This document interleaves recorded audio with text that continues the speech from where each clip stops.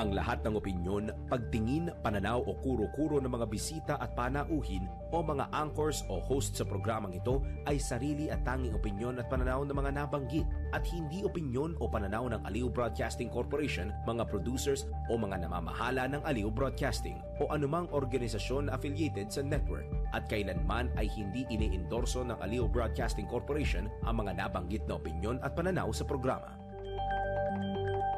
Ang programang ito ay hatid sa inyo ng Petron. Petron knows you deserve only the best. Karambola sa DWIZ. Programang sasaguhin ang iba't ibang isyu at mga balita. Karambola sa DWIZ. Tatalakayin, hihimayin at pagtatalunan ang iba't ibang mga isyu. Karambola sa DWIZ. Programang pwede kang mag-good pero for now, pwede ka rin mas-crash. At ngayon, narito na ang inyong mga karambulista at ang programang Karambola sa DWIZ.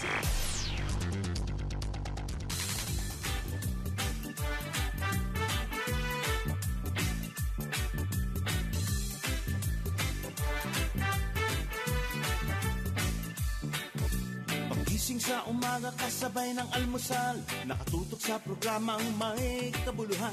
Walang paligoy-ligoy, diretsyo na sa punto. Walang peke dito, totoong balita lamang.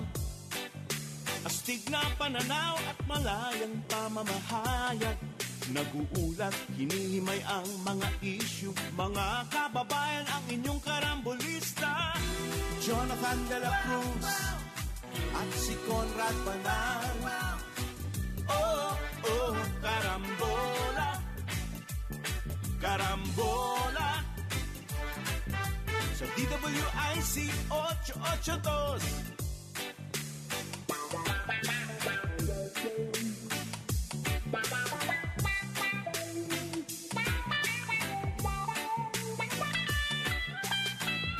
Kaya tumutok na at huwag bibitaw.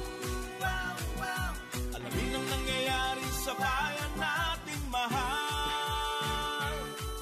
Oh, karambola, karambola, tuwing umaga. Oh, oh, karambola, karambola sa DWIC 882. Karambola. Magandang umaga, Karambola, Aliw Channel 23 at DWIG 882. Ngayon, August 6, 2025. Ako si Conrad Banal, kasama natin Jonathan De La Cruz, si paring Joel. Ewan ko, baka nandiyan pa. Oo, nagpupukpok ng pili. Hinihintay yung pagpasok. Nagpupukpok ng pili nuts para papasalubong daw sa inyo eh. Nag-aayos ng laing. Ay, yun. Laing. Mapapanood ang Karambola sa aming news website www.dwiz882am.com. I-download DWIZ 882 app. Live po tayo Facebook at YouTube. Kung maaari, follow, subscribe, like, share, and comment. Mapapanood din ang Karambola nationwide sa Digital Free TV, Aliw Channel 23 at sa DWIZ News TV. Meron yan sa Signal, Sulit TV, Satellite TV Plus at GMA of For the Box. Good morning ulit sa inyo. Good morning. Wala tayong ayaw batiin. Ano? Wala ba? Wala pa. Kaya matumal ang budget ng pansit. Ay, paano ba ibig ko sabihin doon? Hindi. Sabi pala ng Budget Secretary Amena Pangandaman ay hindi pala inconvenience to. Maggagawa daw sila ng guidelines. Guidelines kung sakaring kinakailangan re-enacted ang budget. Tama nga naman, it sounds logical to me. Bakit mo gagamitin uli? Ganun po ibig sabihin ng re-enacted budget. Gagamitin ulit yung budget for 2025 Kung ang sinasabi ng presidente, ito yung pinaka-corrupt na budget. tapos yun pa rin ang gagamitin natin. The most corrupt budget. So bakit natin gagamitin ulit yun? Kailangan Kung tinagurian mo na ito ang pinakamatinding. matinding. Matinding. Nakawa, ay hindi pala Hindi. nakawan. Pagmamadyong, paghahalukan. Napakatapang po nung SONA na yon, ano? So far, tingin ko, talagang diretsuhan na yon. At saka sinundan pa yon ni Presidente ng podcast. May podcast. Sinabi niya doon Kahit kakampi ko kayo. Oy, sorry na lang. Ang ibig niya po sabihin doon, talagang lahat naman ng tumitira, yung pinaghihinalaan nagnanakaw, siguradong kasama doon sa super, ultra, mega majority coalition. Kasi kung hindi ka naman kasali doon, hindi ka naman makakakuha Yung ibig sabihin ng presidente doon, pinatatamaan niya na yung mga yun. May mga kahit mga allies, ba niya babanggitin yun? Di ba? Dapat understood yun. Kaya na binanggit yun, kahit mga allies ko kayo, dahil alam niya, mga tumira, simple po yun. Simple lang yun. So ngayon, yung reenacted budget, kailangan daw na mayroong guidelines. Pwede ba yun? Pwede. Kasi, Is that allowed under... yeah. Nagkaroon tayo ng mga reenacted budgets in the past At yung panahon ni President Duterte, yung 2018 budget reenacted noong 2019. Yan. Well, Panahon ni GMA, meron din marami, ganyan, isang beses. Mga dalawa. Dalawa ba? Dalawa, oo. Ano yung pinag-awayan doon kay Duterte? Hindi ba flood control din? Partly. Anak ng tokang flood control yan. Nung panahon Napakasalimot ni yan. President Noy, ganun din. Oo. Mas matindi pati yun.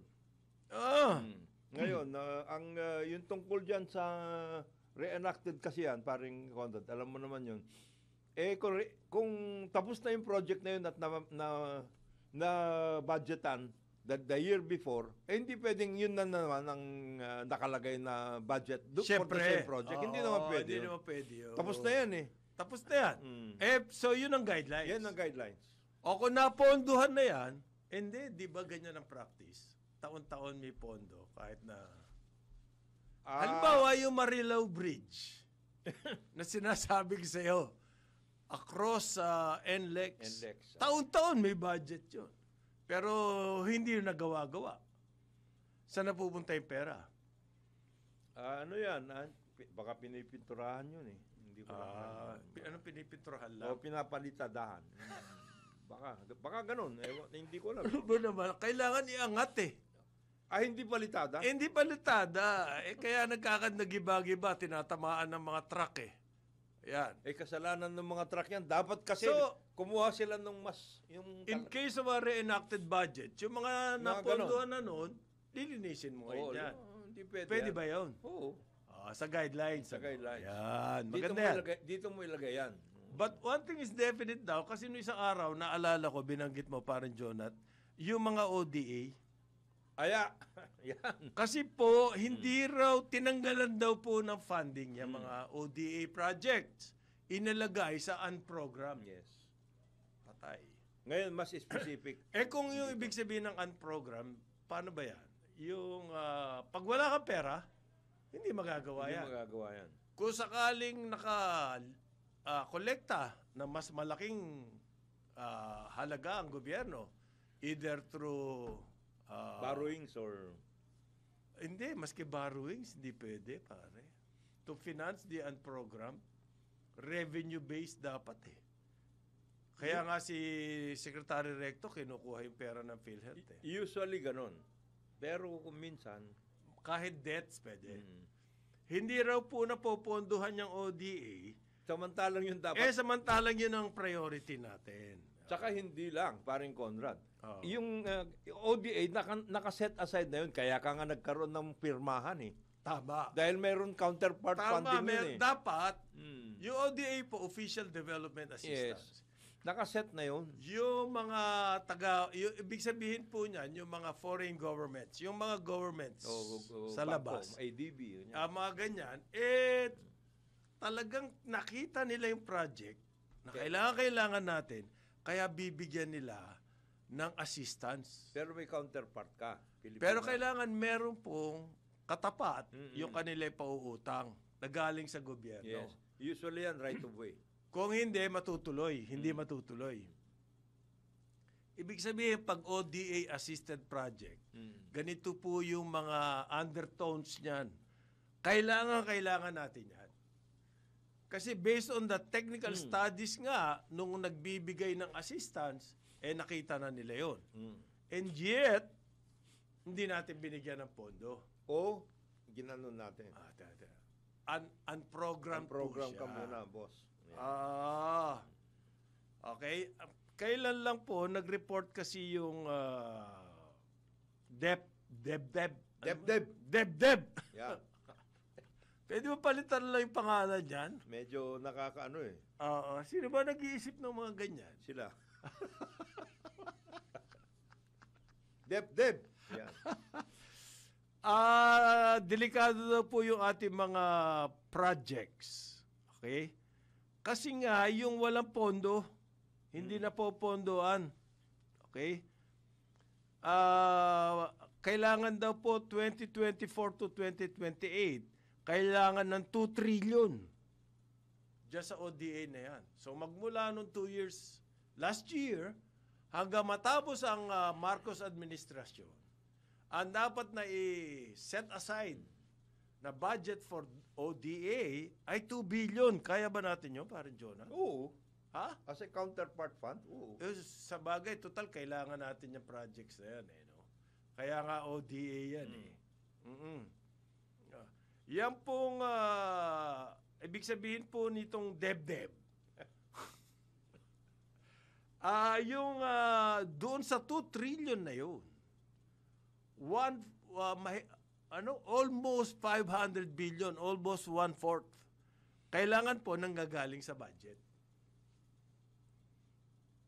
Kung di natin asikasuhin yan, talaga madidelay yung mga ODA na yan. Ano ba yung mga ODA na yan? Ako po, napakahalaga yung mga yan. Halimbawa, subway. Yan.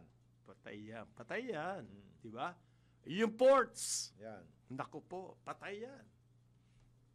Napakadami po niyan, ODA.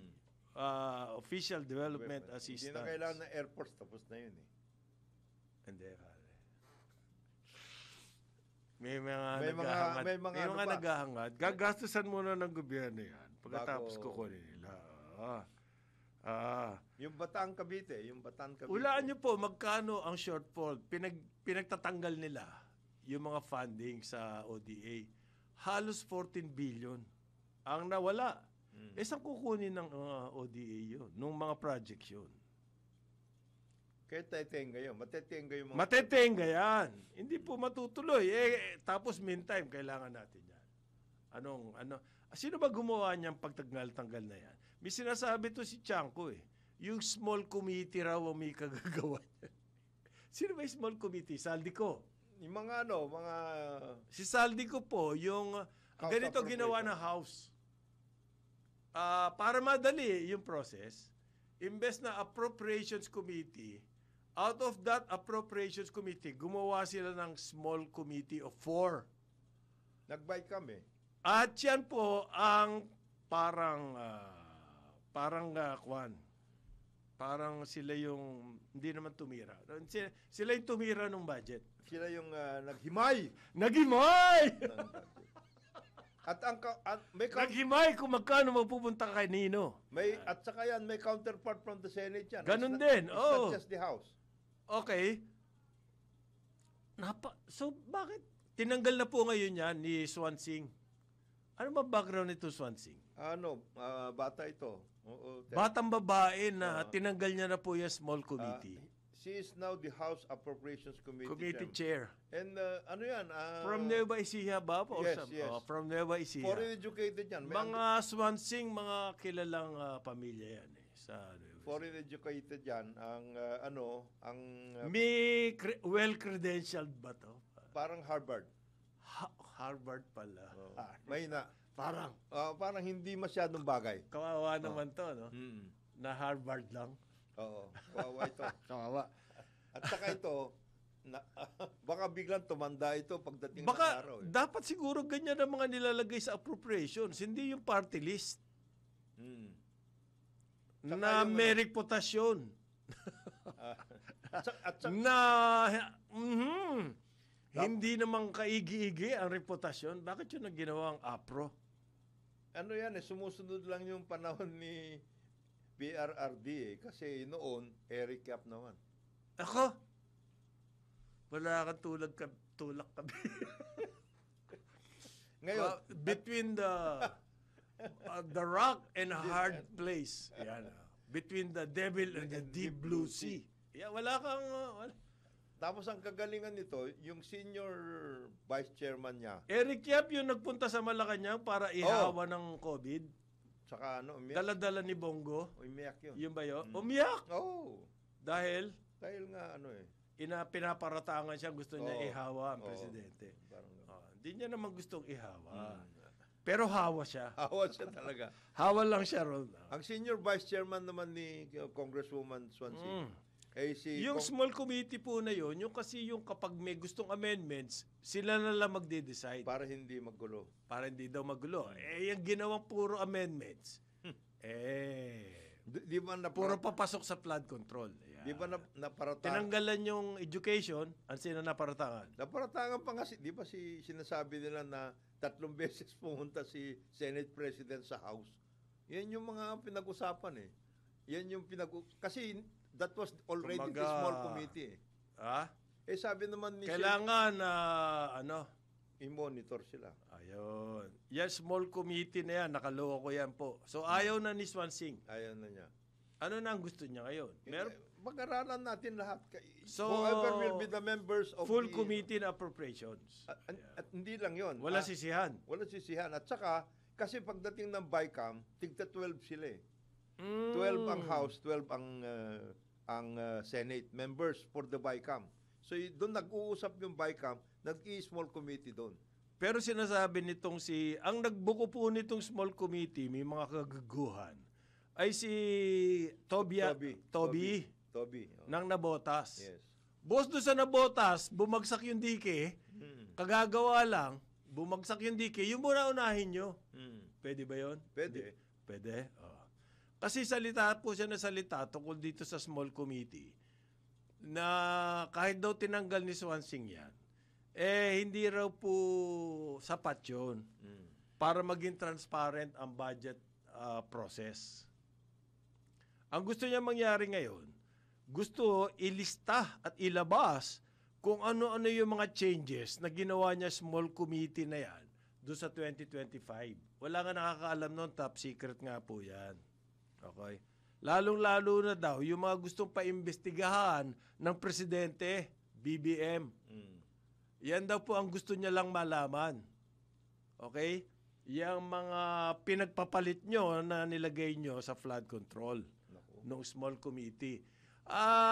Alam nyo po, Congressman Toby Chanco, hindi nakasama dyan yung mga Prada bag, yung mga Hermes, yung mga ganon, yung Louis Vuitton. Hindi nakasama dyan yun. Kasama pa ba yan? Mahirap isama yun. Hindi naman appropriations Hindi, yun. appropriations committee. Parang ganyan ang gustong palabasin nito. Mahirap yan. Pero gagawin dapat yun. Yung listahan. At saka, and then, the other thing there is ganito yan. Of course, the devil is in the details. Okay, number one yun. But even in the execution, even if it is already provided for in that particular the execution can doon magkakalokohan can tweak it. Halam po, alimbawa, ganito yung sinasabi dyan. Doon sa budget, ayos na. Kompleto. So, superwoman tong si Congressman Swansing at nadali niya yan. Perfect. Perfect. At walang nangyari na milagro o kababalaghan doon sa BICAM. So, ayos yung process. Ayos yung process, yes. Pupunta na tayo ngayon sa DPWH. Sa ibang agency or whatever. Ayan, MMDA. Lahat Lahat yan. Kung doon magkaroon ngayon ng mirakulo, Which happens. kadalasan, hindi lang parang that's the exemption. No. Kadalasan, doon Doon, nangyayari The best ang example, miracle. the best example ay yung sinasabi ni JB, Senator JB. Ano sabi ni JB? Sabi niya, always naglalagay ako ng budget for yung dun sa kanilang barangay diyan sa San Juan na mababa talagang binabaha yun. Barangay Batis. Anong pangalan nito? Yung bombastic. Para mabilis. Mabilis ang higop ng tubig. Oo. Okay. Pagdating sa execution, nagkakaroon ng tawag nila errata. Nagkakamali daw. So, hindi bombastic ang gagawin. Ang gagawin, sip-sip lang. sip-sip lang. Imbis na bumili ka ng bombastic, pasip-sip lang. Ayan. Parang straw. straw. Yan. Mga ganong klase. Doon So, sino kumikita ron? Ayun. Kasi, Kasama yung DPWH, kung sino man ang gagawa. Kasama din yung local officials. Of course. LGU. Kasama din po si Congressman. of course. Yan. Kasi, So ang daming sumasawsaw. Ganon ang nangyayari ganyan dyan. ang nangyayari dyan. Mm-hmm.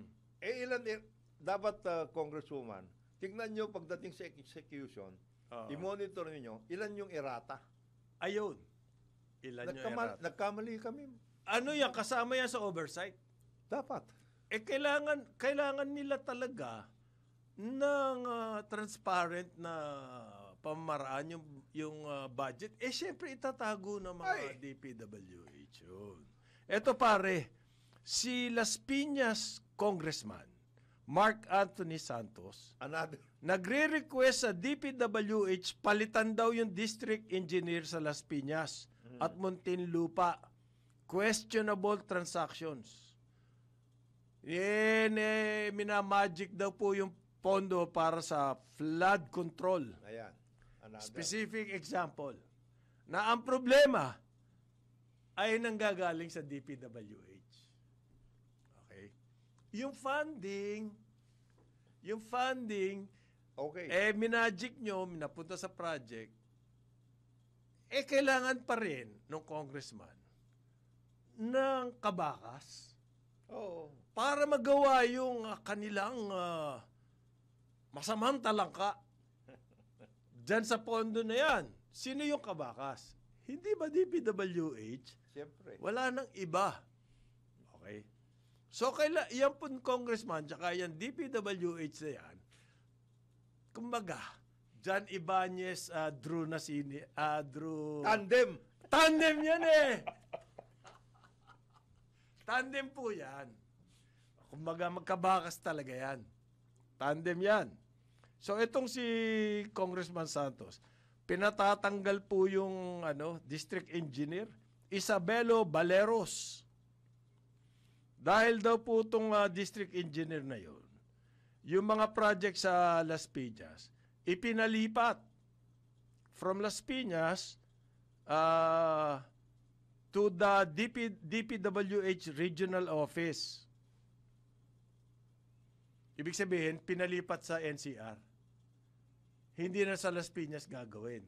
Ikaw naman, Kongga. May hindi raw kinonsulta yung mga taga Las Piñas. Ba't mo tatanggalin? Kaya pinalilipat. Siguro po, Congressman, kung gano'n na nangyari, ibig sabihin hindi kumita yung engineer, pinalipat niya Hindi niya kung sa district ko pinagawa yan, di ba? Kung dito sa district ko, ako kikita. Pero kung inilipat mo sa National Capital Region. Hindi, pinapalipat na siya sa National Capital Region siya. Hindi, yung pera, yung project, na for Las Piñas, pinalipat nitong engineer na to sa NCR. Siguro, masyadong nainitan. Ha? Hindi ko na kaya ito, boss. Flood control? Doon na lang kayo mag-ayos-ayos. Hindi ko kaya. Sa akin, baligtad yun, hindi kumita. Kasi hindi siya gumawa ng project Nilipat niya sa NCR. Bakit nagagalit si Congressman ngayon? Pinapalipat siya. Pinapalipat. Sino bang congresswoman nung panahon na yan? Sa Las Piñas. Baka si Camille. Hindi kaya? Camille? Hindi. Baka naman hindi. Baka hindi. Baka naman. Oh. Baka naman hindi. Baka hindi. Ang ano nito, ang pwede rin kasama ni Congresswoman Swansing dyan, yung senior vice chairman niya, magaling naman yun. Congressman Abet Garcia. Ayun. Yan. Ang punto po nito si Congressman Santos, bakit mo pinalipat? Hindi ba kailangan ng Las Piñas? Ba't mo pinalipat doon? Pinalipat mo sa iba. Ano yan? Ano ba ibig sabihin yan? Kailangan ilipat sa iba para makontrol. Makontrol ng iba yung pera. Pera po pinag-uusapan dito, hindi ka pakanan ng mga taga Las Piñas. So, hindi na nagamit para sa Las Piñas. Hindi daw nagamit para sa Las Piñas. Pero ang talagang point po ay yung pera. Ba't mo ginalaw-galaw? Yan po ang punto nitong si Congressman Santos. Ilan po ang na-transfer? 450 million. Nako. Pare. Malit. Hirap. Malit yan. Sa 40% na lang. Ha? 180 million na yun. Sa 40% na lang, ha? Hindi man daw maabot ng 40%. Ano ba? Sabi ni Magalong yan, 35 lang. Gano'n. Naka-discount tayo.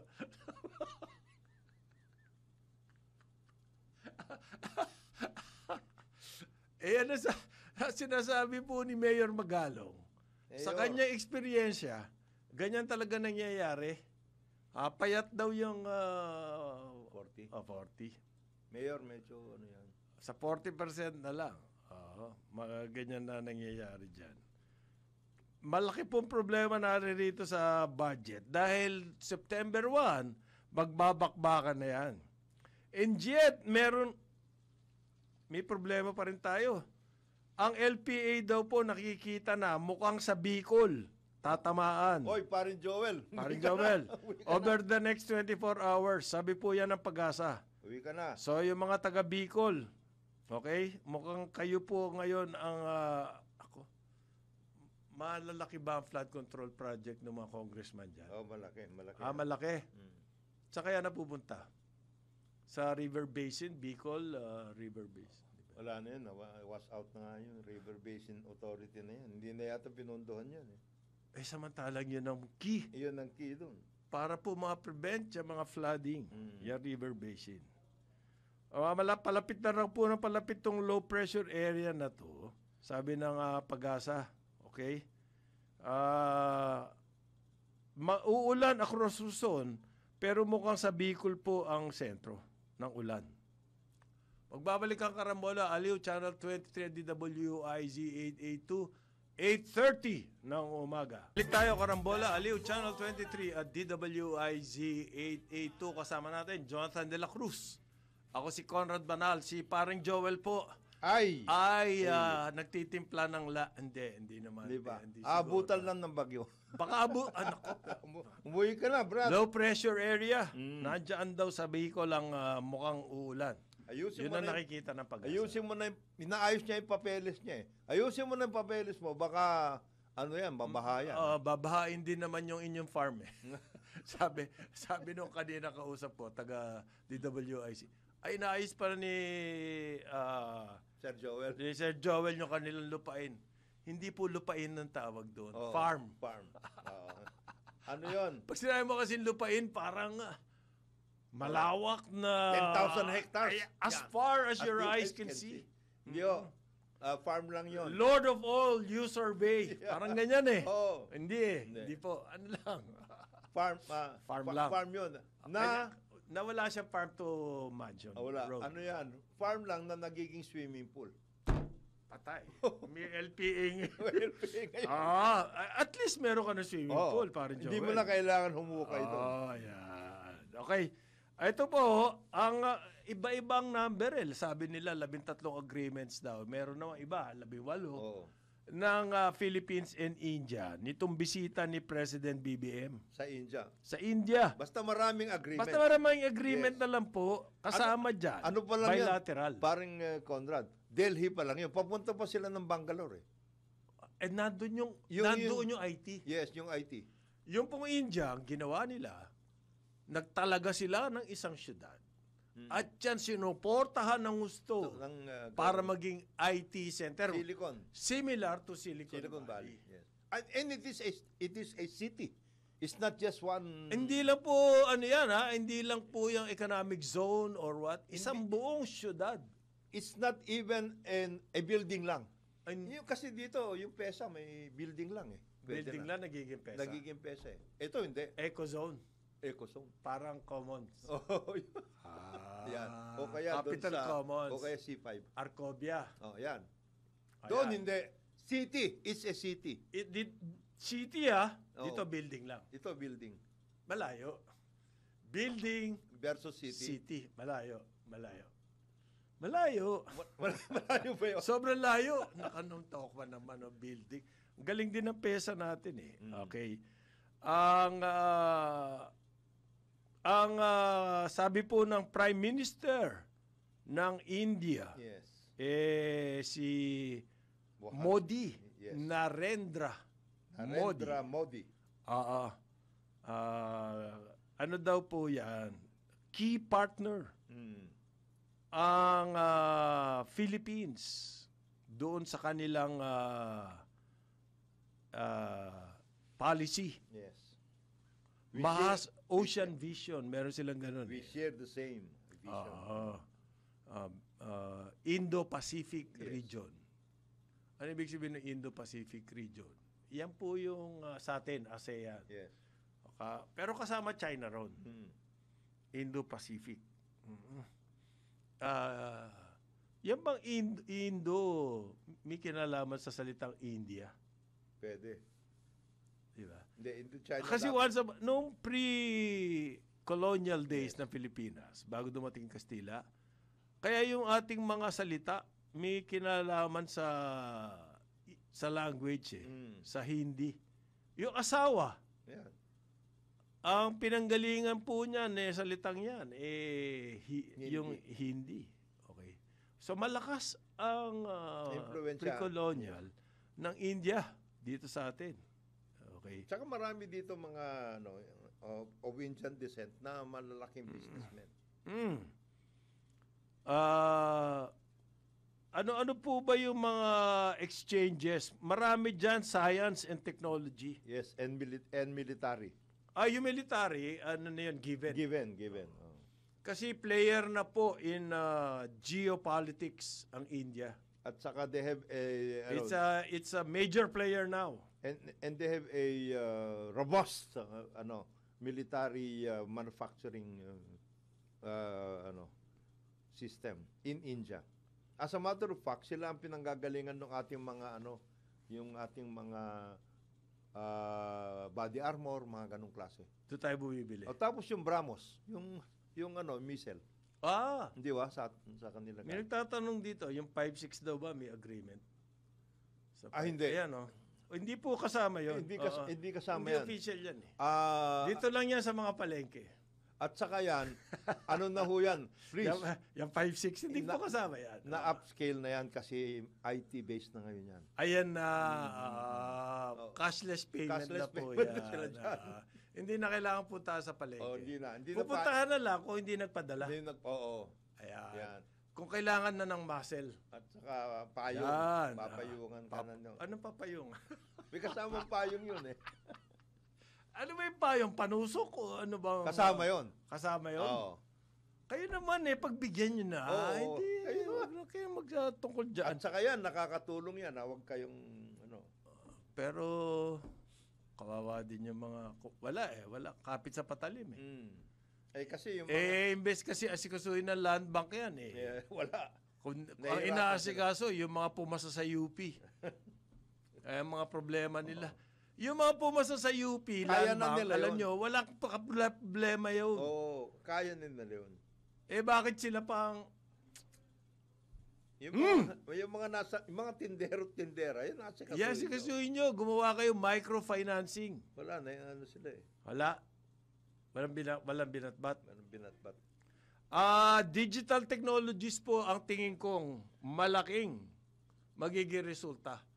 Kung magkaroon talaga tayo ng close business ties with Indian companies dyan sa digital technology dahil pareho tayong mahusay dyan. At saka, Kalaban nga natin sila sa Yes. dati yung service, yung backroom. At the same time, ang kagalingan nito, English speaking pareho tayo. Ayun. Naintindihan ba natin yung English nila? Okay naman. Okay, 30 pa 30 bar. Mga ganon. Oh. Berdinam na, mga ganon. Okay, kasama din po dyan yung cultural exchange. Yes. Okay. Yung cultural exchange, may kinalaman po yun sa tourism. Kumbaga, inaasahan ng mga local tourist businesses. Kasi kung hindi natin nakukuha yung China market, at least yung India. Ganito po rule of thumb dyan.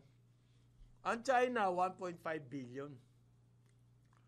Ang rule of thumb, 10% niyan can afford to travel. Lumalakad. Ayan. So, ano yun? 150 million yung market sa China. Maliit? Nalilitan ka. O, isama mo pa yung India. 1.3 ba sila? 1.2? 1.3. 130 million. Rule of thumb. Kaya makikita kami mga turistang from India dito sa atin. Sa mga mamahalin. May yung anak ko, no, nag-aaral po sa New York. May kaklase siyang Indiano. Okay? At ang sabi ko nga, baka naman. Baka mga moy sibuyas yung. Hindi naman, sabi. Dahil daw pala big time to. Mga big time yan. Steel industry yung pamilya. Mga big time yan. Nag-donate ng malaking pera doon sa school. So maraming big time doon. Super big. Dami, no? Super mararami yan. Ang dami As a matter of fact, they're dominating many of the businesses in at the very least in UK. Marami na sila investments dyan. At saka dito rin, at saka sila nga yung mga nakita mo dito, yung mga Tata Group. Oo. Yung Tata, yan yung steel. Big steel. Okay. Corporation. And they are into other activities. How can we now take advantage? What can we export to India kaya? Hindi, the other thing that I hope in the president's visit to Bangalore, they will finally come out with an MOU, Memorandum of Understanding between regarding digital technologies. Digital technology at saka yung yung sinasabi ko paring Conrad, yung medical technology zone. Matagal na yan. 1.5 years ago. Ibig sabihin ng gamot. Yun yung mga gamot, equipment, lahat. Ako sa akin, gamot lang, madali natin. Laking bagay eh. Malaking bagay yun. Makapagtayo lang. And then we invite, they have 110 medical technology and pharmaceutical firms in that zone. Kung ma-invite mo lang yung 50 dito, ang ganda na kaagad yan. And then they can tie up with our locals. Siyempre, kung mag-i-industrialize ang India, kailangan nilang minerals. That's the other thing. Nandoon ang opening natin. Sa ngayon po kasi, ang main market natin, China. Magugulang itong mga Chinese companies. Ang binibili, yung lupa. Kaya napakamura. Tapos sila nagpo-process doon. Pero before we can pursue that, yung exportation ng minerals, kailangan po ma-plancha muna natin dito yung processing. No? Importante ata yun. Okay. May magandang balita daw, ayon sa PSA, ang July inflation ay sobrang baba na. 0.9% in July. This is the lowest inflation rate magmula po nung 6 years ago in October 2019. Okay, prior to the pandemic. Pandemic na ba yan? Papasok. Prior to the pandemic, napakaganda po ng ating inflation, 0.9%. Pagkatapos ang ating turista umaabot ng 10 million At that time. noong 2019. Yes. Kaya sinasabi ng mga analysts, Philippines is on the way. Kasi ang gaganda ng mga economic figures, biglang dumating ang pandemic. Yari. So ngayon, nakaka-recover na ata tayo doon. Kasi ang July inflation, 0.9%. However, That's the good news. that's the good news. However, Yan. yan. Ang nakita po dito ay yung core inflation. Yes. Pare, ano kaya yun? Ano bang core inflation Ano pa ba yan? Kasi po ganito yan. Yung 0.9, yan yung headline inflation. Ibig sabihin, lahat-lahat, sinukat ng PSA at ang nakita Ang nila, average. ayan, Yan. 0.9. Pero yung core inflation, Ano ba yung core inflation na yan? ay diyan po kasali yung food. Food. Ano pa? Gaso. Nako, patay tayo. Gaso. Transport. Yung pong core inflation ay halos hindi gumagalaw. Ibig sabihin, tumataas pa rin. Pag hindi gumagalaw ang inflation, ang core inflation, nasa 2.3, ibig sabihin yung pataas pa rin ang pataas ang presyo. Although, mahina ang pagtaas. Pero tumataas pa rin. Okay? At ang nakita nila, may konting uptick doon sa core inflation. Okay? Merong konting, pag ganon. Mali naman yung PSA na yan. Mali ba? Oo, kasi ang uptick sa baboy lang eh. Yung pork at saka chicken eh. Chicken, Oh, uptick yun. ng price. Oo, ito naman Hindi mga uptick yun, parang tagal na nakaganon. Ang uptick, gumanon lang. O bakit Ito. sandali, tapos bumaba ulit. Ito hindi na bumaba eh. Tumaas ng mga very sharp and stayed there. Ang oil price po, international, gano'n. Nagkaroon ng uptick din. recently. Mm. Pero bumagsak na rin sa 66. Pero ang ating Pero mga oil ganun pa rin. companies nagsasamantala. Ganun pa rin. Bakit kasi hindi? Kasama po yung energy, Diyan sa doon sa yan? core inflation, Yes. Siyempre yung pagkain na doon pa rin. Mm. So sinasabi po ng mga economists ng mga bangko, ay kailangan bantayin pa rin yung pressure na yan, yung pressure, sa presyo ng pagkain. Yan po yung mga, kasi kasama sa core inflation, yung mga basic services, housing, healthcare, Yes. okay? Kasama po yan. Education, nako, mahal-mahal magpaaral ngayon. Transport. Palagi mong binabanggit yan, Trust. Kawawa naman si Secretary Vince Dizon. Nagkukumahog eh. Tapos, Mukhang nangyayari dito kay Vince, Secretary Dizon. Parang nangyayari rin kay Dar Jr. Ano to? kay Kiko Joe Laurel. Kumbaga, pinaiikutan ng mga bureaucrats doon. Saka ano yan? Para daw ganun din ang nangyayari. Mabilis ang ikot doon. Spin. Yung pinapaano sa media para doon sa mga Ano sinasabi ni Vince elevator, Dizon na ano. pinipid sa kanya ng mga tarantadong bureaucrats dyan? Nasisira kayo, Secretary. Take that advice from us. Kasi yung mga maliliit eh. Oy, ayusin nyo yung stereo dyan sa index. Yan yung mga inaano eh. Kaya daw po dahil dyan sa walang nangyayari sa core inflation, kaya ang damdamin ng Pilipino, yung pulse ng Pilipino, ang worry nila pa rin ay ang bilihin. Yung pa rin. Dahil dyan sa core inflation, maaringan 0.9. Yan yung mga mababasa ng mga kumbaga yung mga Chismis. Hindi naman chismos. chismosa. Analyst Yes.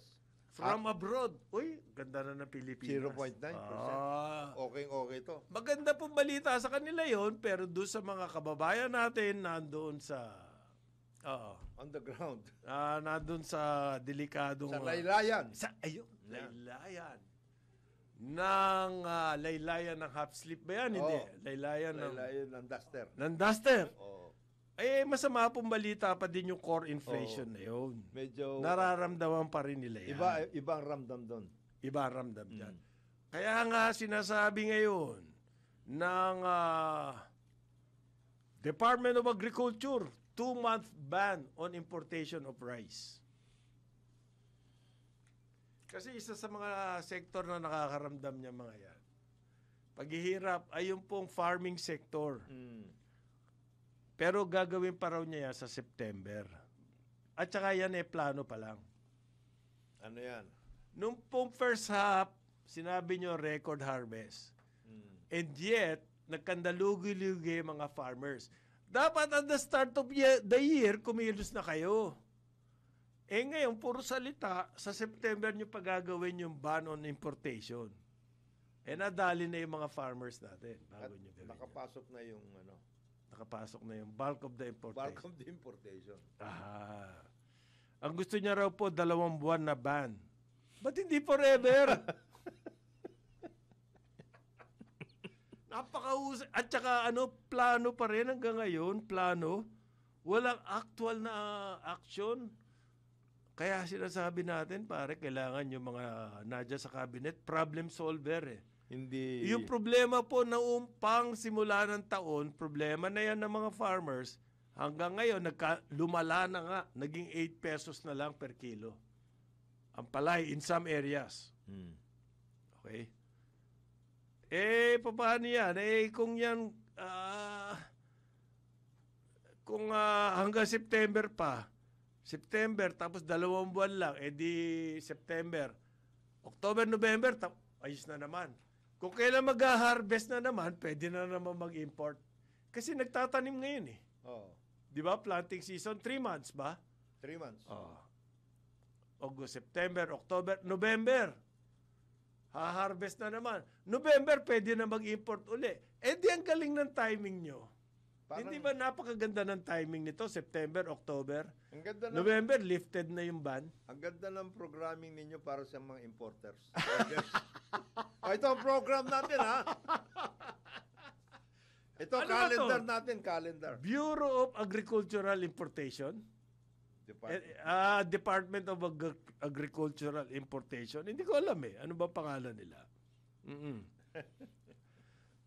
Ang matindi, pare, sinasabi ni Sarge. Ni Sarge. Si Nandiyan na Sarge. naman, nabuhay si Sarge. Meron. Assure the public that the import ban would not impact retail prices should it push through. Talagang wala. Kasi nandito na yung bigas, Sarge. Tignan nyo yung mga Tinira nyo na ng tinira. Oo. Di ba? Nung first half, nandito na yung bigas.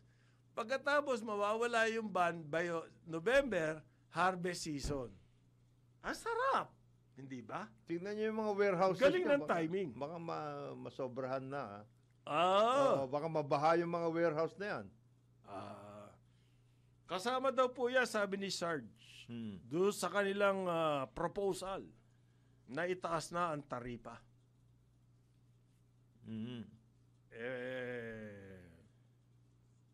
Puro kayo salita yung pong ban, hindi nyo na kailangan i-propose yan. Wag na lang kayo mag-issue ng permit. Di ba, pare? Di ba pwede yun? Huwag na.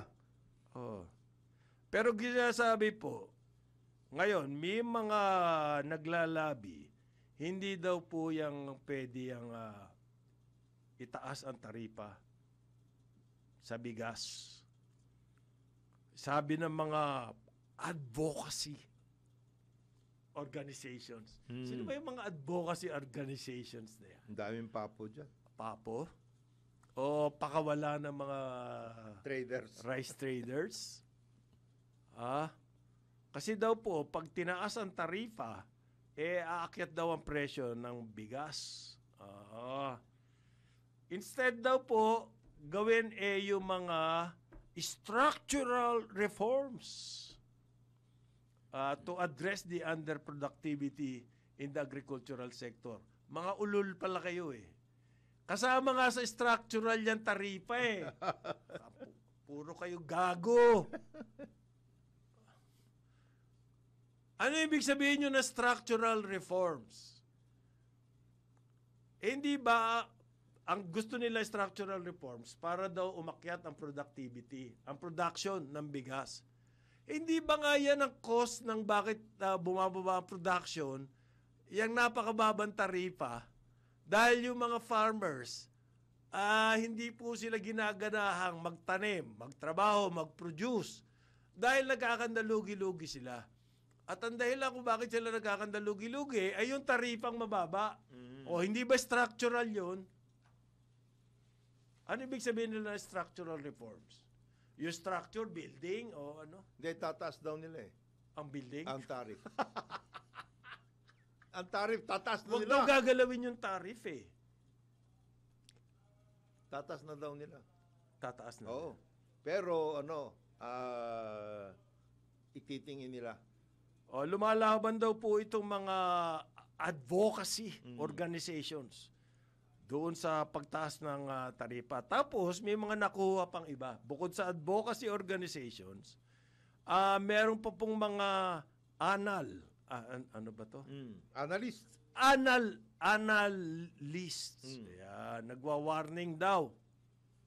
Kapag daw nangyari yan, baka umakyat na naman ang presyo ng bigas. Hindi po yung tarif ang nakababa ng presyo ng bigas. Okay? Ang nakababa po sa presyo ng bigas ay yung record production ng first half. Record harvest. Huwag nyo kaming ululin. Oo. Kung kumita man kayo, binayaran kayo ng mga importers.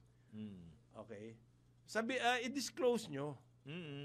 Alam mo, meron kami alam mo ba nangyari dun sa US? Alala ko to. Yung sa financial crisis. Okay. Meron po mga nagaling sa mga academe. Na Advocacy organizations and everything. Nagsulsol na i-liberalize yung financial. may mga models yun. Ayun. May mga financial models, etc. Kompleto sila. Oo. Ay kalabas-labasan, ito palang mga advocacy organizations And academics. May payroll doon sa mga Pinagawa pala sila ng study. ayun, may financial organization. Oo. Ang matindi doon, nagiging government official pa. Ayun na mabigat. Baka ito, mga ganun din ang kanilang They're on the way. on the way to becoming government officials. Yan. Yan. Wag daw ibababa wag itataas ang Ang tarif. taripa kasi baka magkaroon ng inflation.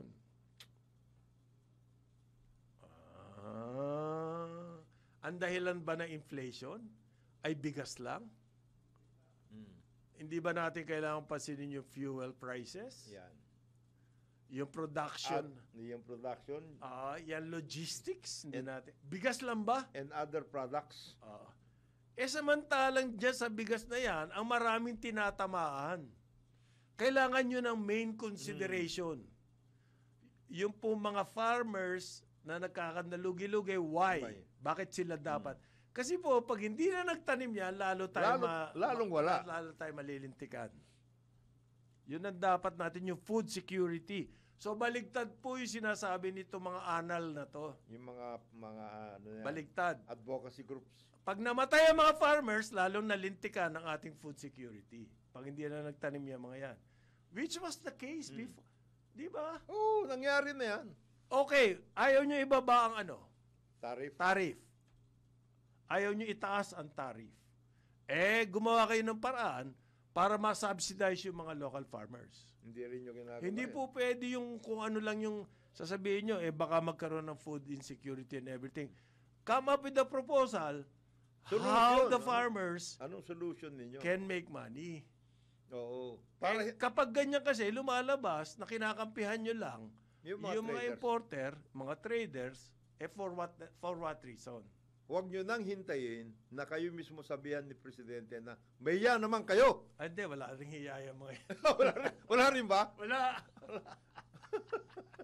Yung mga anal kasi na yan, halimbawa, magkikriticize ng peso-dollar rate. Babanat. Prediction nila, Ito. babagsak ang peso. hihina ang peso. Yung pala, nakataya na sila. Tumaya na sa Pagbaba. foreign exchange market, ang taya nila, babagsak ang peso. Therefore, yun ang sasabihin nila sa dyaryo. At papatulan naman ng mga dyaryo. Kung hindi pa kalahating ulol din to mga nagre-report na to. Okay? 9 o'clock ng umaga, Karambola Aliw, Channel 23 at DWIZ 882. Balik tayo, Karambola Aliw, Channel 23 at DWIZ 882. August 6, 2025. Kasama pa rin po natin Jonathan De La Cruz. Ako si Conrad Banal. Good morning ulit sa inyong lahat. Alam niyo po ba na ang katumbas ng bawat taya sa Philippine Charity Sweepstakes Office or PCSO ay kawang gawa sa bawat ticket mo. Sigurado may matutulungan kang kababayan sa kanilang pangangailangang medikal. Dahil sa PCSO, basta kawang gawa at pagtulong, hindi ka nila uurungan. Kaya palaging tandaan, ang bawat taya may kawang gawa. Naku, nasa 300 million na raw, winner. Ang jackpot ng Ultra Lotto ay umabot na po sa mahigit 300 million. Walang nanalo kahapon. Oh, yan. Winner, alam mo na, may pambayad ka na dun sa uptick ng presyo. Doon sa Super Lotto 649, 649, wala pa rin po nanalo, 60 million. Uy, laki niyan. Yung Ultra 300 million. Ano ba yung mga nanalo? 50. Ang mga number po nung nanalo, 50 na dapat ang draw.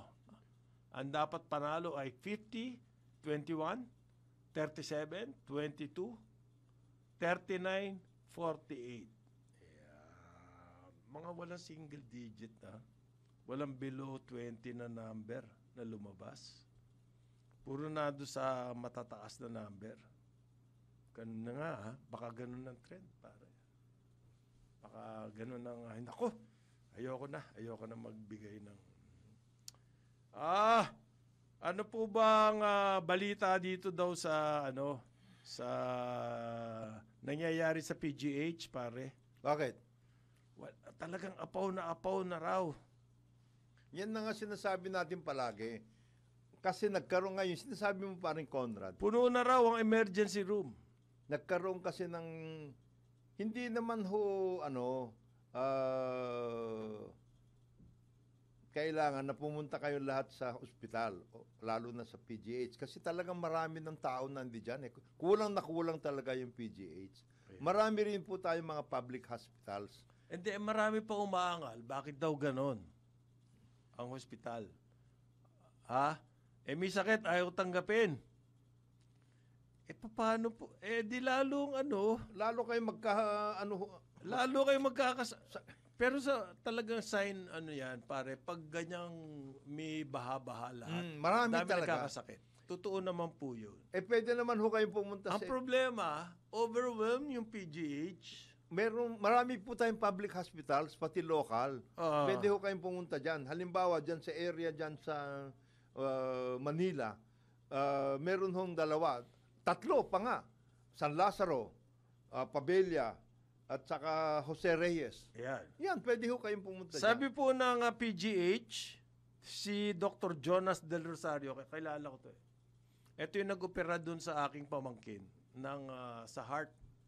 Si Dr. Jonas. Siya po spokes ng PGH. So nagdo-double time tong taon to, nakakaawa naman. Doktor na siya, spokes pa siya. Okay. Yan daw pong mga pasyenteng nakikita nila sa ER na umaapaw na ang ER ng PGH, leptospirosis. Yan. Lower respiratory tract infection. Ayan, galing po lahat yan sa baha. Baha. Pneumonia. Lahat yan. Galing yan sa ulan. Kaya po hindi inconvenience itong nangyari sa atin, Budget Secretary. Pangandaman. Dami nagkakasakit Paano naman naging inconvenience lang yan? Pwede rin ho kayong pumunta sa ospital ng Maynila. Yan, ang dami raw. Marami dyan. Bukas naman daw po yung mga ibang hospital. Mm. Okay? Temporary lang naman yang dahil sa sobrang apaw na yung PGH, ER. Oo. Bakit bang titigas ng ulo ng mga kababayan natin? Doon pala nagpipumilit doon sa... Ito, pangnawagan pa rin, Conrad, kay Mayor Isko. Total, everyday naman, nag-press conference po kayo. At lumalabas kayo. oo. At na may dala-dala kayong cameraman. Cameraman. Na- Yakagin po ninyo yung ating mga kababayan pumunta sa ospital ng Maynila. Nakakuha ba ng boto yan? Kung meron kang camera, yayakagin mo mga tao at magpapakita ka doon kasama ng doktor. Baka makakuha ng boto boto yun. yan, oo. Tama. Baka. Total, naglilinis ng mga basurahan yan. Oo. Ang galing eh. Oo. Ha? Kumpleto naman ho ang inyong Hindi, pero pagkatapos ng photo session, wala na daw. Daw, ha? Hindi ka, I have to witness it. Pero ang report po nakukuha namin, pagkatapos nung photo ops, Diyan po sa malapit wala na. Diyan po sa malapit, tao. malapit sa PGH, meron ho kayong Ospital ng Maynila, Santa Ana, meron din. Ayan. Sinabi ni Mayor Isko nung siya ang una siya naging mayor, ay kompleto na equipment niyan. As a matter of fact, nung COVID, marami silang ginawang mga ospital. Ayan. Talaga po problema dito sa atin, sa NCR. Dahil tinamaan tayo nung...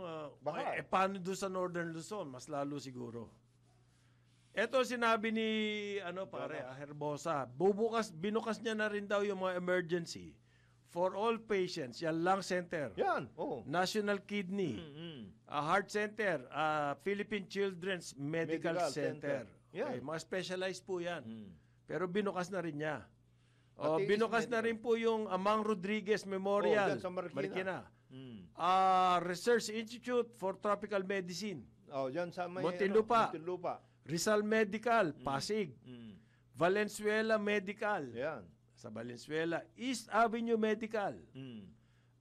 National Children's Hospital. Dami na niyan. Quirino Memorial. Ang dami na po eh. Oo. Okay? Wag lang ho kayo magkamali pumunta daw diyan sa Ospital ng Parañaque. Dahil walang tao. Ito po, bibigyan ko kayo ng numero.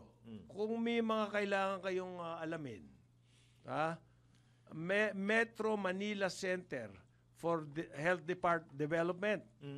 Ang number po nila 0956 175 3710. Okay? Siguro Globe yan. Ulitin ko ba? 0956. Globe yan siguro. 175 3710. Okay. Kung smart naman kayo at ayaw nyo magbayad ng tawag, ito ang number ng smart. 0920 251 1800. So 0920 251 1800. Yan. Para maging maliwanag. Kung may mga tanong kayo tungkol sa emergency ER, diyan po, i-entertainin daw kayo ng Department of Health. Ulit-ulitin Kung po baka yan, mamaya. maaaring text, pwede sigurong text yan. Ulitin ho yan mamaya dito sa DWIC. Oo. Yung mga numbers na yan. Kawawang-kawawa po daw yung PGH, yun ang sinabi ng kanila spokes. At siyempre, lalo silang nalulugmo, nadidepress. If they have to reject patients, nalulung na sila dyan. mga doktor po yan eh. At saka mga doktor natin dyan, mga dedicated dyan. I am sure. Kasi hindi sila mag-PPGH. Kung gusto nila, hangarin nila, yumaman ng husto. Dun sila sa iba. Lahat ho yan, yung mga public hospitals, ganyan yan. Silang lahat apektado rin. Oo. Kung sila ay gusto lang nila hindi sila diyan, hindi sila sa mga public hospitals. Magpaka-Lamborghini. Oo. O magpaka-Ferrari. Hindi sila Parang dyan, congressman lang sila. Hindi sila sa PGH. hindi sila sa public hospitals pati. Hindi sila pupunta doon. Maliban Ngayon, kapag they have to reject, Mm. kasi sobrang puno na, alalahanin nyo ho yung mga, baka maging depressed yan. Oo. Lalo tayo, Tulungan ho natin paano sila. COVID, mga magagaling na doktor sa PGH na matay? Marami. Ganun ka-dedicated dyan. So let's help our doctors. Doon na lang po sa ibang ospital kayo magpunta. Marami rin naman yung binanggit ni Secretary Herbosa. Naku, napakadami. Ang dami niyan. Ang dami ibang private. Iba pa yung local City hospital. City hospitals. Iba pa yun. Yan. So, magandang ano po yan, maging kuwan tayo. Yung mapanuri. Mm. Okay, gusto nyo nga PGH, hindi pwede PGH. Oh, Marami naman ibang choices. Okay. Para solve na ang traffic. Ha? Ayos na? Ayos na. Ba, mabigat. Naglagay na raw po. Congratulations. Hindi ba? MMDA. Hindi. Hindi, naglagay na raw sila Nang ano? para ma-solve ang traffic. Ma-improve ang traffic flow. Oh. Naglagay na sila ng adaptive traffic lights. Ano yun? Yung traffic light kasi, may specific na segundo na go. Minutes. At merong specific na nakaset yan. Nakaprogram. Itong adaptive traffic lights, depende sa volume ng sasakyan. Halimbawa, yung cross street. O sabihin mo, ano ba magandang cross street? Shaw Boulevard at saka EDSA. Ang tagal-tagal ng go sa Shaw, wala na pala sasakyan sa Shaw.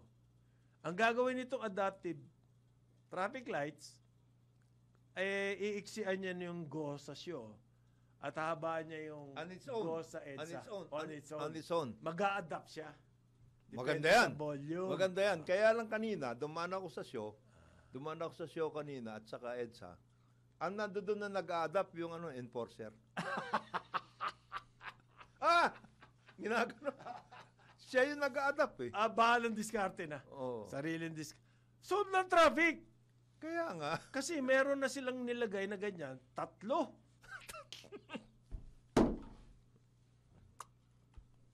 Ay, nako.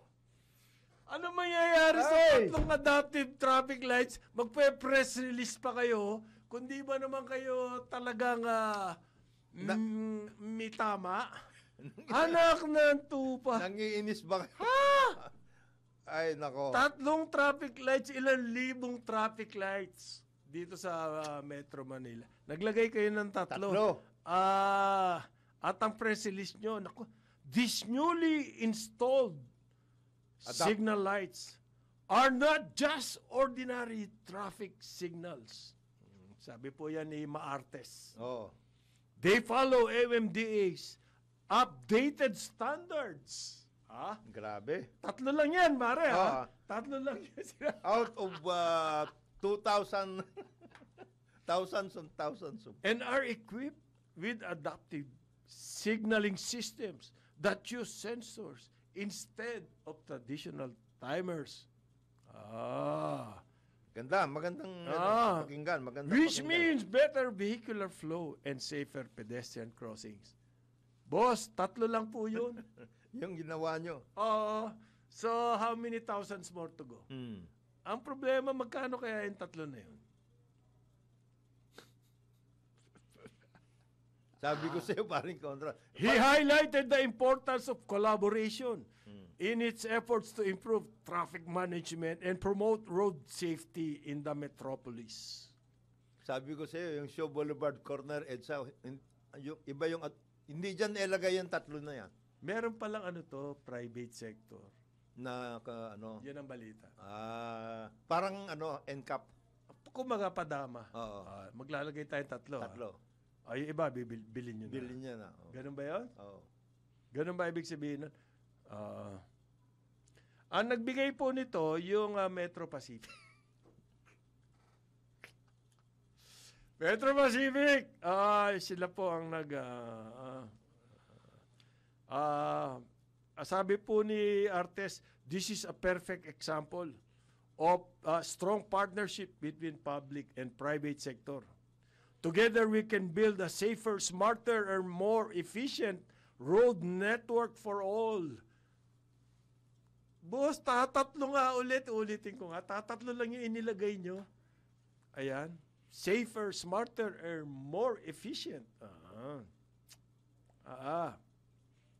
So, naka-3 na. Okay na ba Okay na ang traffic natin? Kayo mga dumadaan dyan sa... Pa-PR lang po ng Metro Pacific yan. Huwag nyo lang masyadong... baka magalit pa yung mga nagdadaan dyan. Dahil... Ganun ba yun, pare? Malaking bagay ba yung tatlong traffic Yeah, umpisa lights? lang naman daw. Ano umpisa? There will be more. Akala ko malaking budget nila sa traffic. And as the days go, ano. Akala ko malaking budget nila dyan. Ito po. Malaki talaga ang budget nila sa traffic, yung MMDA. Bakit hindi lagyan ng lagyan? Tsaka yung LGU, ba't hindi nag-i-invest? Oo. Diyan sa adaptive traffic lights. Sa kanila Pero yung mga lugar. adaptive traffic lights po na yan, on their own, they will not work. Kailangan meron kayong centralized control. System. Okay, system. Yes. Meron po tinatawag dyan na war room. Nakita ko yan sa Tokyo. Tapos nagpunta rin ako sa China. Nakita ko, meron silang malaking at any one time, any street in the metropolis, makikita mo kung ano nangyayari. Tapos may mga code doon, kung pulang-pula yun, ibig sabihin, napaka-heavy ng traffic doon. Makikita mo ngayon kung saan pwedeng ipa-divert. Alternate.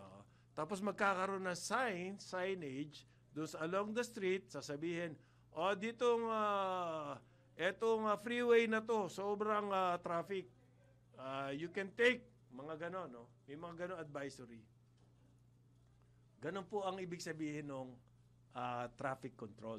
Meron silang war room. Hindi po tatlong adaptive na, para bang, dumating na ang second coming doon. This is it. Meron silang war room. Ewan ko lang kung ano nandun doon sa war room. Meron sila. Ano kaya nandun? Yun nga, gusto kong makita eh. Pakita nila dapat yan. If there is any kind of, Kung gusto natin, ang ambisyon natin maging upper middle income economy, kailangan po, pati yung mga ganyan, pang upper middle income na rin.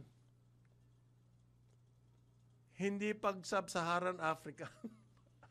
Mas masahol pa ata yung ating Hindi, yun nga sinasabi nung mga natin, nung nagumpisa yung NCAP, di ba, parang Conrad. Para na rin yung adaptive. O sige, we are really striving to be in that particular, modernized, etc., etc. Pero halimbawa, yung NCAP, konting ganun mo lang, ma-NCAP ka at lahat. Potholes yung inadaanan mo, di gumagano ka.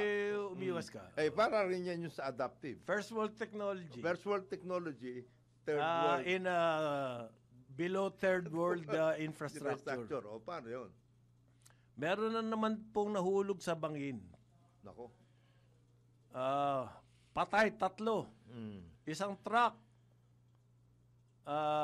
Yung truck, may dala-dalang heavy equipment. Nahulog sa bangin dyan sa Zamboanga del Sur. Patay. Ano bang klaseng road design meron tayo? Bakit nagpakahulog sa bangin? At national highway yan. Hindi mo pwedeng sabihin LGU ng Zamboanga del Sur yan. National highway yan. DPWH na naman. Ano ba? Anak ka nang. Okay? At ang sinasabi, na naman, driver's error, human error na naman. Meron kasi pababa daw po yung kalsada, nawala na ng control yung truck at nahulog sa bangin. Kung ganun pababa at may bangin doon, bakit walang safety feature? At daanan pala yan ng mga truck. Ano kayang pwede nating... baka naman patawag ni Bigor to, namatay na nga yung tao. Shokos kayo, ha? Shokos kayo dyan. Boss, namatay na nga Paano mo patatawag yan? Yung operator. Ha? Yung operator. Nung truck? Nung Yung truck. may-ari ng truck. May-ari ng truck. Mabuti, hindi boost. Pero 3 patay, pare. Bangin ba? Bangin May dala kang heavy equipment. Ayun. Talagang madadala ka. Parang naging ordinary na araw-araw na lang. Mayroong ganyan. Mayroong ganyan. Yan nga nakakalungkot dyan sa nangyayari sa atin. Halos araw-araw may nangyayaring ganyang aksidente. And hindi, mga aksidenteng ano yan, avoidable. Ayan. Avoidable na accident. Kung naayos lang natin yung design Mm. ng kalsada, hindi ang kalsada po kasi sa atin dito, pag sinementohan, kalsada na yan. Hindi yung tungkol sa... Ang design ng kalsada, syempre, depende doon sa lugar. Okay? Alam na ng mga ano yan, pare, ng mga urban planners. Alam nila, at saka yung mga engineers natin, alam din nila dapat. So alam nila, hindi nila ginagawa. Hindi nila nagagawa. Bilib na bilib nga ako dyan sa DPWH na yan eh. Yung mga kalsada po, pinagsisimentohan, may nakaharang pang puno tsaka poste. Kung nag-iisip ba yung mga yan, bakit mo sisimentohan yan hindi naman magagamit dahil merong poste at tsaka hindi ba dapat unahin tanggalin muna yan bago sementohan yung kalsada? Naku, nagkakamali ho kayo. Hindi naman ho para sa ano yan eh, flow ng traffic. Pang-parking ho yan. Para pang-parking tsaka makapagtinda. Makapagtinda. Alam mo, nagiging problema. Kumbaga, hindi tanga yun eh sa akin, Hindi. mautak yun. Why? Kasi kikita sila eh. Hindi, alam, ito nagiging Wise. Ito sinasabi ni Administrator Almeda. Pare. Okay. Diyan sa NEA. Naku, ang daming poste niyan. Yun- Mahigit 10,000 Di ba daw. sinasabi niya, ang problema kasi, hindi malalaman kung sino magbabayad ng transfer. Bakit sinimentohan? Wala pa palang established na kung sino Boss. magbabayad. District engineer ako. Ito yung congressman o senador. It's breathing Nakapondo yan. down my neck. Nakapondo yan. Oo. Ibig mo sabihin, wawala yung ano? Ituloy mo na yan. Ibig mo sabihin, yung pondo na yan, Naghihintay yung Ferrari dun sa... Yan. Ano ba? Ano ba? may pondo na eh. Hindi mo ginagawa. Sir, kailangan ilipat itong mga ano Hindi eh. pwede. Hindi, bakit pumapayag yung district engineer? Meron din siya roon. Wala ho akong magagawa, sir, kasi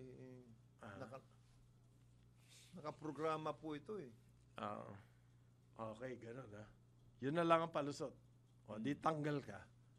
Ayaw kay BBM, pag ganyan ang attitude mo, tanggal ka. Eto pare, mukhang ano daw, nagkapalitan na ng handed over operations to Aboitiz, Infracapital, yung Bohol Panglao International Airport. Tapos merong photo na akala mo nagpapalitan ng may malaking ganun. Parang yung ginawa ng San Miguel sa NAIA. Yes. Di ba? May palitan. Pero cheque yung sa San Miguel. Oo. Ito. So, kunwari, may version ng cheque malaki, nagkakapalit. Ito na yung aming Bayad. payment. Ito, hindi naman cheque. Turnover. Parang boarding pass. Ayun. Boarding pass, turnover, wala pong cheque. Kapal naman no. Magpo-photo pa kayo na ganyan, makakala mo cheque yung dating. Unsolicited. Yan yung unsolicited proposal. Unsolicited. Ayan. Yan pong Bohol Panglao, International Airport yan. Pinagawa ni President Duterte yan. Tinapos. Yung panahon kasi ni Benigno Aquino, Pinoy. Benigno Simeon Aquino, President, ginawa pong 3 phases. Mauuna yung runway, pagkatapos yung terminal, pagkatapos yung navigation system. 3 phases. Nagalit si Eddie kung, bakit kailangan 3 phases? Isa na lang. Tapusin nyo na. Tapusin nyo na. Natapos. In no time. Natapos. Nawala yung tagal-tagal ng 3 phases and everything. Pagkatapos niya matapos yan, ginastusan natin ng billion-billion. Yung bagong-bagong airport na yan, nakita ng Aboitiz Infrastructure, Infracapital. At nag-unsolicited proposal po sila kay panahon to ni Secretary Jaime Bautista. Ang balita po namin, ayaw ni Jimmy. Ang gusto niya, Bidding. kung ipa-privatize man yan, ibidding. Ibidding. Pero bakit ngayon ipa-privatize kung kailan na itayo na? Okay? Isa yung question na yun eh. O kung ipa-privatize man, bidding. Hindi po. Medyo, kumbaga, natalo siya. Kumbaga, tumaya siya, talo yung taya eh. So, nanalo yung Aboitiz. And therefore, unsolicited, sa kanila napunta. Yang airport na yan. Pero sabi po ng CAAP, ano ba yung CAAP? Civil Aeronautics. Aviation. Hindi naman totally Aboitiz lang ang masusunod dyan. Yes. Ang CAAP daw po will provide, regulatory oversight. Galing. Tama siya. Tama ba yan? Kasi kulang ang mga tao nila. Tama siya o tatamaan to? Kulang ang tao nila. Kulang ang tao nila. Kaya regulatory oversight. Oversight lang sila. Gasino ba yung hire more people? Babayaran naman ng airport kasi yung airport kumikita eh. Ang mangyayari ngayon, yung kita ng airport, mapupunta na sa Aboitiz. Ano po yan? That's more just like a missionary airport. Mag-aayos pa ho yan. The traffic is not yet in place. They will market it. They will try to attract more passengers, etc. Going through Panglao. Trabaho ng airport operator yun? That's part of their that's the terms of reference. Anything to justify, Anything to justify. Nakakatawa yung photo, kala mo may check ang binibigay yung... Ba't wala ba? Hindi nga, turnover, ganyan. Documents? Hindi turnover na... Mabuti hindi susi yan. Susi? Yung Kadero. Ito na. Ito na yung susi. Open it up. Babalik po ang Karambola, 9:30 ng umaga. Aliw, Channel 23 at DWIZ 882. Balik tayo, Karambola, Aliw, Channel 23 at DWIZ 882. Kasama natin si Winer Contihino at si... Umalis na po si Jonathan. Umalis na dahil may mahalagang lakad.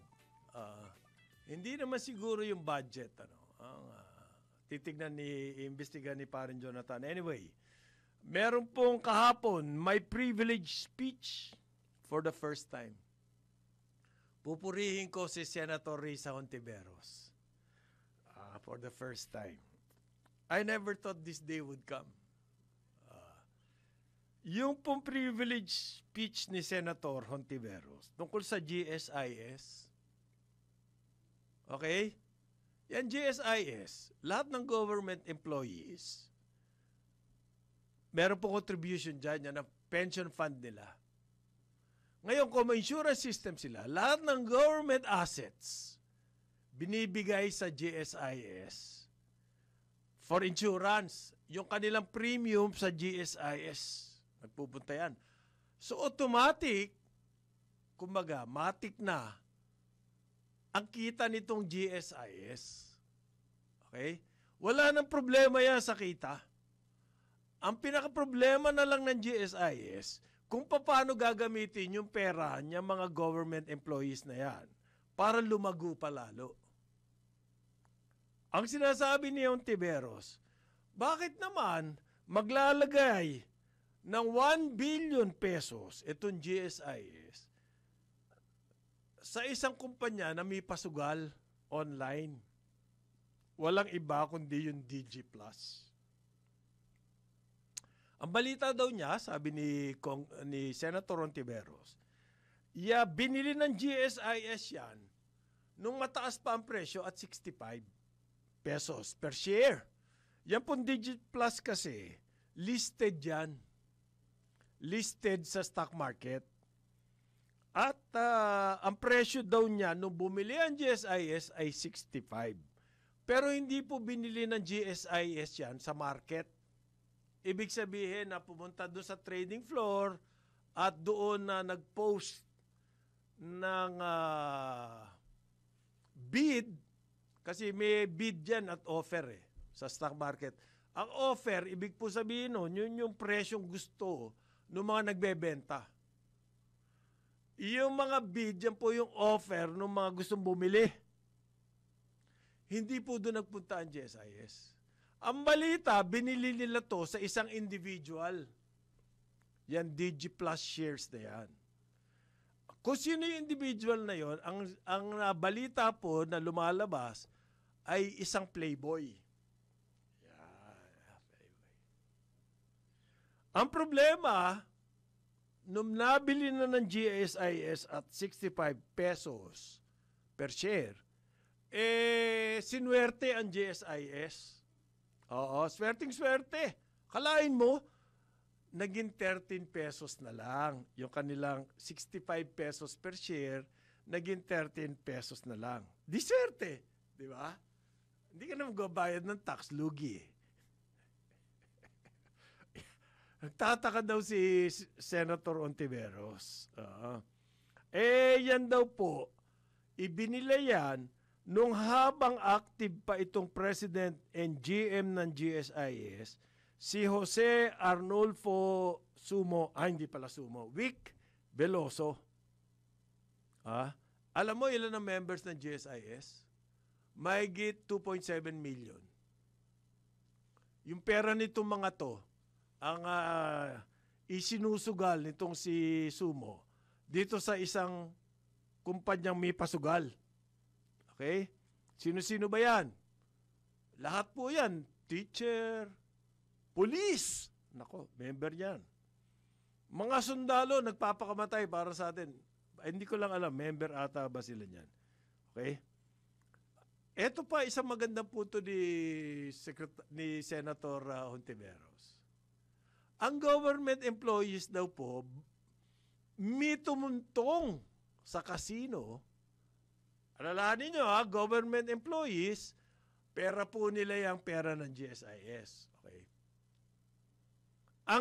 Itong mga may pera ng GSIS, ni tumungtong sa casino, bawal sila.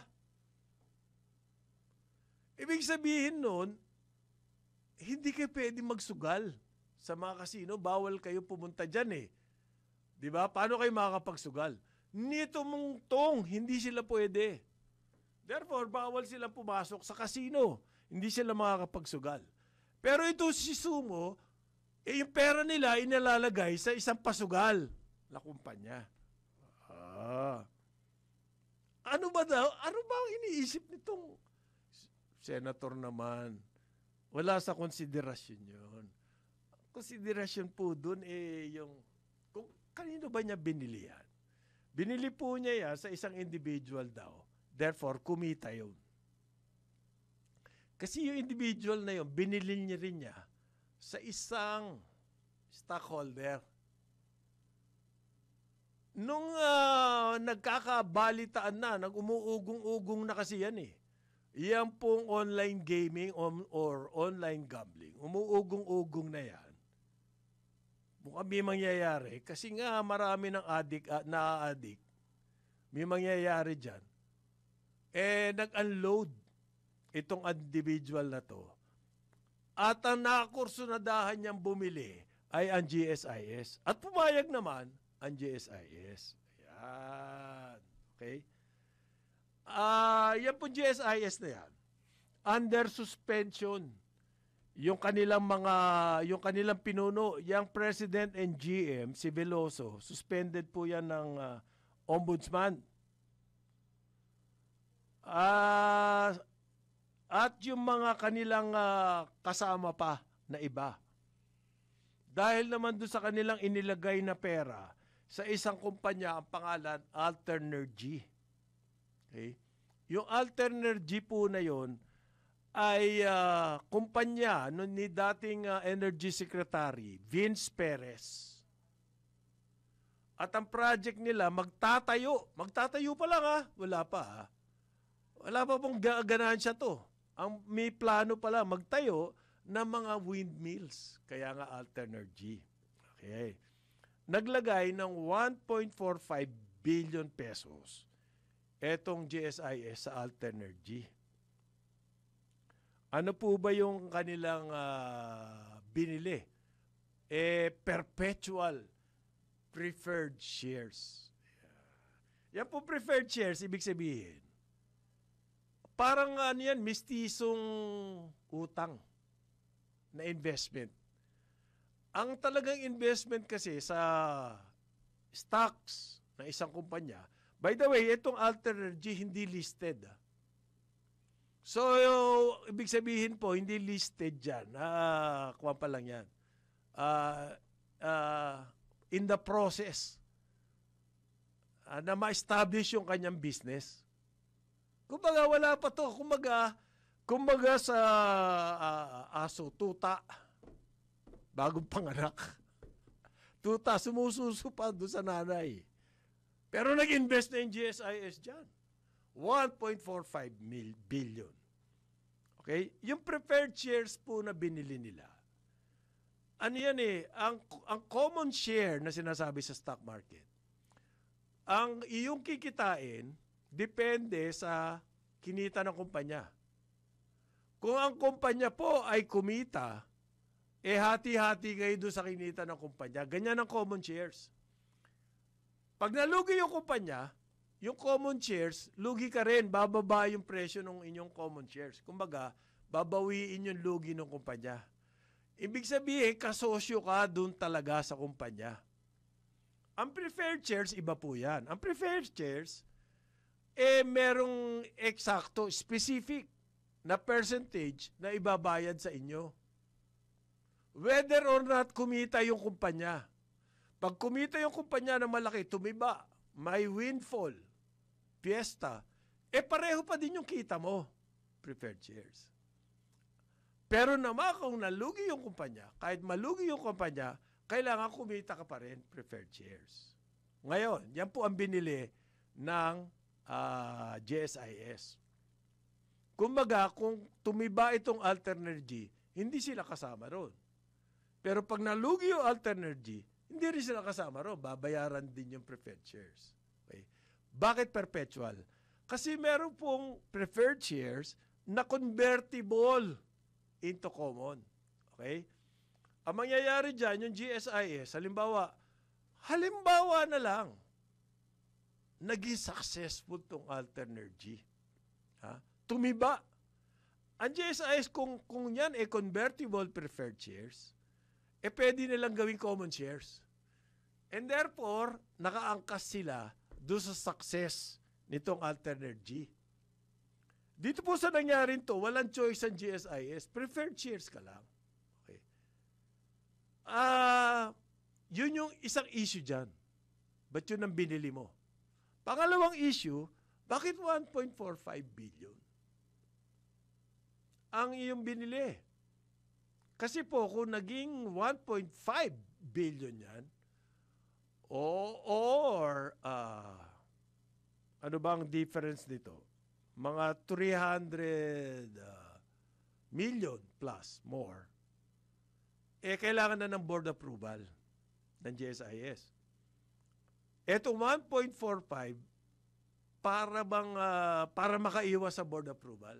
Ang nakita po ng ombudsman dyan, kung bakit sinisita ito, nagkaroon na ng pattern. May mga ibang investment, halimbawa yan, DG Plus, 1 billion.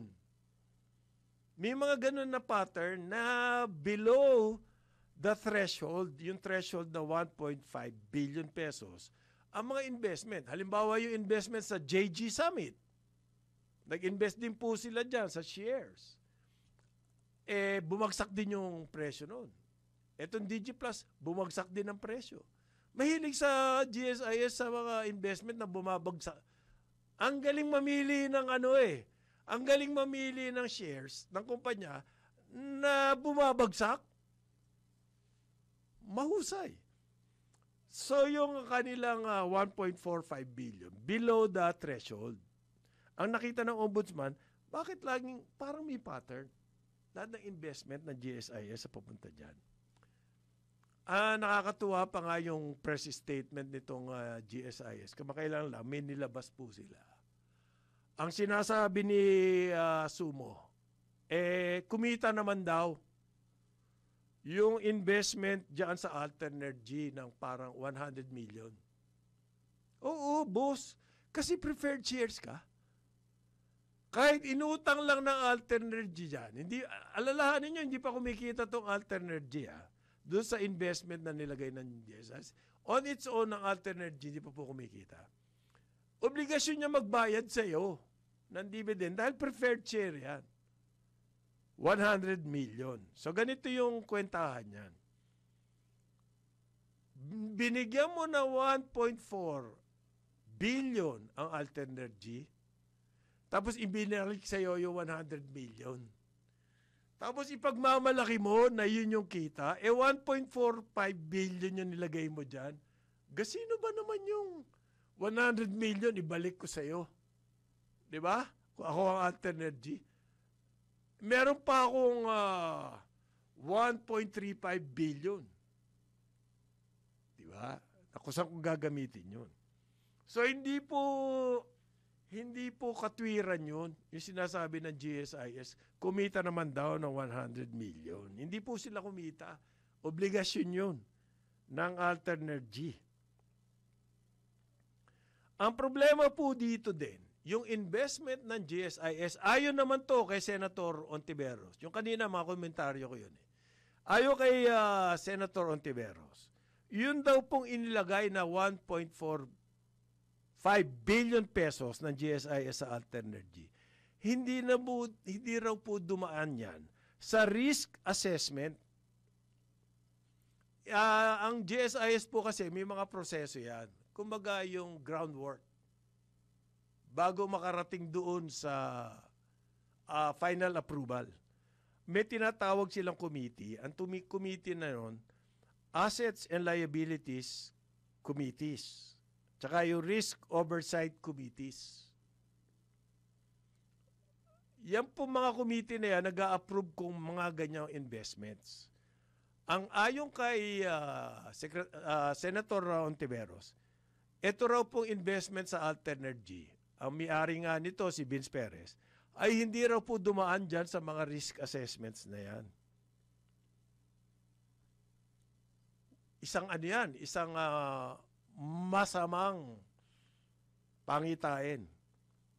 Meron pa sinabing revelation tong si Senator Ontiveros. Ang capitalization daw po ng Alternergy less than 15 billion. Pero merong policy ang GSIS na pwede lang sila mag-invest. Doon sa kumpanya, ang capitalization ay more than 15 billion. Another violation yan ng policy. Ang alam ko kasi, paring winner, meron pang requirement yan na pwede kang mag-invest kung yung kumpanya na yun ay nagbabayad ng dividends for the past 3 years. Meron pang ganyan yan eh. Yung Alternergy, di naman ganyan yan eh. Okay? Sabi po ni Ontiveros, ang Alternergy na yan, isa pang bagay, ay napakadaming utang. Over-leverage. Ibig sabihin po ng over-leverage, maraming utang, maliit ang kapital. Ang ibig sabihin dyan sa investment OPM. Hindi original Filipino music yun. Hindi. Other people's money. Yan ang ginagawa nitong Alternergy. Napakalaki ng utang. Ang kanila daw pong debt to equity ratio, 194%.